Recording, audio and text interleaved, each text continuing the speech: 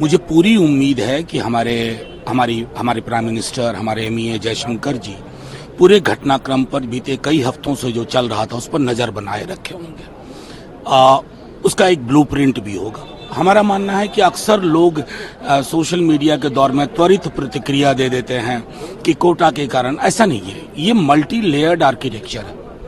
मैं ये बात पूरे इसके साथ कहता हूँ, बहुत सारी चीजें थी। एक एक्सट्रीम फिलॉसफी थी, कोटा पे कोर्ट का जजमेंट था। दो, तीसरा एक महत्वपूर्ण पहलू ये भी है कि एक डेमोक्रेसी के लिए जो एस्पिरेशन थे वो एड्रेस नहीं हुआ था। बीता चुनाव आप याद करिए। तो अगर इस पूरे आर्किटेक्चर को हम समझे तो उसकी परिणति हुई है कि शेख हसीना को देश छोड़ना पड़ा। ऐसी छवियां भी हमने देखी थी जो कुछ वर्ष पूर्व अंदाजा नहीं कर सकते थे कि शेख मुजीबुर रहमान बंग बंधु की प्रतिमा जिस प्रकार तोड़ी जा रही थी।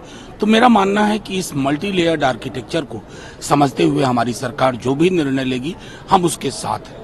सर, इसके अलावा साउथ ईस्ट एशिया की अब राजनीतिक स्थिति जो है उसको कैसे देखते हैं सर? देखिए, हमारे इमीडिएट नेबरहुड में ये हुआ है और मैं चाहूंगा कि हमें सावधानी के साथ साथ एक विश्लेषण भी बेहतर करना होगा, क्योंकि हमारी एक बहुत बड़ी सीमा बांग्लादेश से लगती है और ऐतिहासिकता भी है, रिश्तों की भी ऐतिहासिकता है।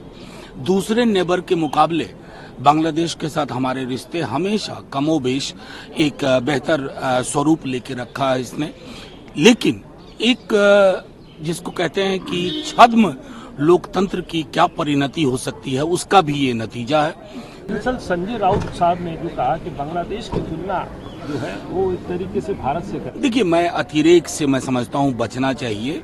मैं तो यही कहूंगा कि जिस नेहरू जी को न जाने कौन कौन सी बातें हमारा आज का निजाम कहता है, नेहरू जी और उनकी पीढ़ी के लोगों ने हिंदुस्तान के लोकतंत्र को इतना मजबूत बना दिया है ना, और इतना महफूज रखा है कि यहाँ का सत्ता का हस्तांतरण हमेशा पीसफुल होगा।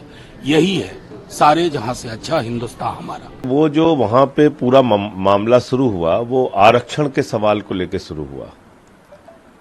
अब वो सवाल कैसे इतना बड़ा बन गया कि इतना एक विराट आंदोलन खड़ा हो गया कि एक प्रधानमंत्री को ही देश छोड़ के भागना पड़ा। दूसरा पक्ष इसका यह है कि सारी विपक्षी पार्टियों को पकड़ पकड़ के जेल में डाला। जो मौजूदा प्रधानमंत्री थी शेख हसीना जी, उन्होंने, और चुनाव जो है वो रिग किए गए, ऐसा उनके ऊपर आरोप लगता है। भारत के साथ निश्चित रूप से उनके संबंध अच्छे थे और इसमें कहीं कोई दो राय नहीं है, लेकिन विपक्ष को अपने देश के अंदर दबाना, नेताओं को जेल में रखना, चुनाव को रिग करना, मैं समझता हूं ये किसी भी देश के लोकतंत्र के लिए अच्छी बात नहीं है।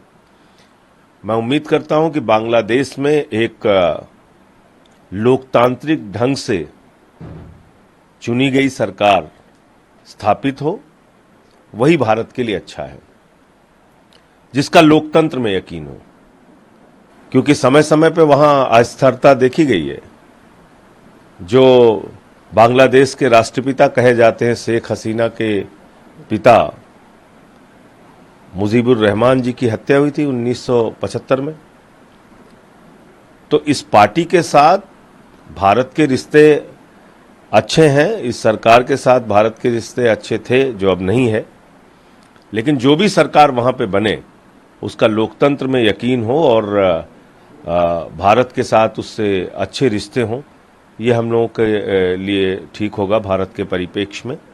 और दूसरी बात ये कि सीमाओं पर भी इस वक्त बहुत कड़ी नज़र बनाए रखने की ज़रूरत है, क्योंकि बांग्लादेश से हमारी बड़ी सीमा लगती है, तो उस पर भी नज़र बना के रखना जरूरी है। आपको लगता है कि और पार्टी में आपको या अन्य कई और दलों को तो उसमें ये सब मुद्दे रखे जा सकते? मुझे मालूम नहीं कि क्यों नहीं बुलाया गया, पता नहीं क्यों नहीं बुलाया गया। हो सकता है मैंने कल एक ट्वीट कर दिया कि जो तानाशाही करेगा उसको देश छोड़ के भागना पड़ेगा, तो मैंने तो किसी नेता का नाम नहीं लिया। अब इस बात से अगर बीजेपी नाराज है तो मैं इसका कोई इलाज कर नहीं सकता।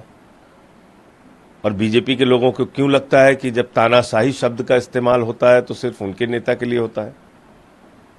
अब देखिए ना, कल मैंने ये ट्वीट किया, उसके नीचे पूरा मोदी का परिवार हैंडल के हजारों ट्वीट में मुझे गालियां देने के लिए आ गए। अरे भाई, मैंने किसी का नाम नहीं लिखा, इसका मतलब खुद मोदी जी के भक्त ये मानते हैं कि वो तानाशाह है।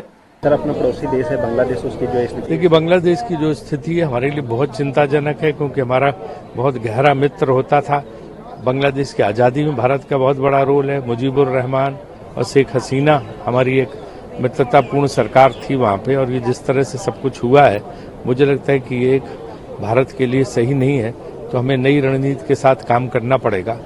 और दूसरी जो सबसे बड़ी चीज़ है, वहाँ जो हमारे भारतीय हैं और भारतीय मूल के लोग हैं और जो वहाँ पे अल्पसंख्यक हैं, उन सबकी सुरक्षा का पूरा बंदोबस्त होना चाहिए। और भारत सरकार को इस मामले में बांग्लादेश की जो इंटरिम सरकार उससे बात करके वहाँ पे भारतीयों की और मूल भारतीयों की और वहाँ जो माइनॉरिटीज़ हैं, अल्पसंख्यक हैं, उनकी सुरक्षा के लिए पूरी बात करनी चाहिए।